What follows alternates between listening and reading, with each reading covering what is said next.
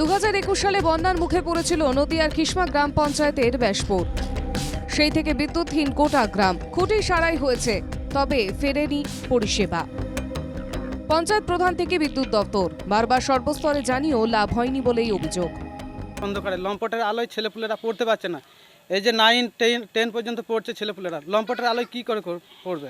যখনই ভোট আসছে তখন সান্ত্বনা দিচ্ছে যে হ্যাঁ দেবো, তোমাদের সমস্যা সব করে দেবো, তো শেয়ার করেই দিচ্ছে না। ভোটের সময় আসছে, ভোট দিতে যাচ্ছে আমরা, আর আমাদের করে দিচ্ছে না, রাস্তা কারেন্টও দিচ্ছে না। এদিকে বিদ্যুৎ দপ্তরের দিকে দায় ঠেলেছে প্রধান। বিধবা ভাতা এগুলোও পাচ্ছে, রাস্তাঘাটও মেন রাস্তাগুলো করা হয়েছে, হয়তো অলিগলি রাস্তাগুলো একটু কাঁচা আছে, আর লাইট কিছু কিছু বাড়িতে হয়তো নেই, কিন্তু পোল টোল পড়ে গিয়েছে। ওটা তো সম্পূর্ণ ইলেকট্রিকের ব্যাপার, ওটা তো আমাদের পঞ্চায়েত থেকে আমরা দিতে পারি না। তাও আমরা একসময় বিপিএল ভুক্ত যারা ছিল তাদেরকে আমরা দিয়েছি কারেন্ট।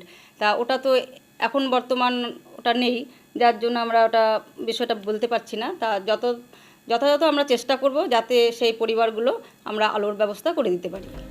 এতে গেল বিদ্যুতের কথা, তবে গ্রামে নেই পর্যাপ্ত পরিমাণে পানি ও জলও। অভিযোগ বাসিন্দাদের। জলের সমস্যা ওই যে টাইম কল দিয়েছে, জল নেই। একটা ওই 22 পাইপের কল আছে, আর একটা ওই যে কল দিয়েছে। এই দুটো কলে এতগুলো লোক খায়। গত পঞ্চায়েত নির্বাচনে ব্যাসপুর থেকে নির্বাচিত হয়েছেন সিপিআইএমের সরস্বতী হালদার। তাই উন্নয়ন থেকে বঞ্চিত হচ্ছেন এই গ্রামের মানুষ, দাবি সরস্বতী হালদারের। দীর্ঘদিনের সমস্যা, এবার পঞ্চায়েত থেকে যদি কোনো স্টেপ নেয়, আমি সাধারণ একজন মেম্বার হয়ে আমার কতটা ক্ষমতা, আমি কি করব? হ্যাঁ, রাজনীতির ব্যাপার তো আছে। আমি সিপিএম করে বলি হয়তো হচ্ছে, কোনো সুরাহা হচ্ছে না পঞ্চায়েতে জানানোর পরেও।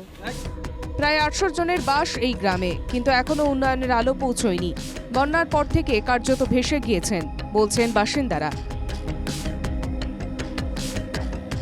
রানাঘাট থেকে অনুপ কুমার মণ্ডলের রিপোর্ট, এনকেটিভি বাংলা।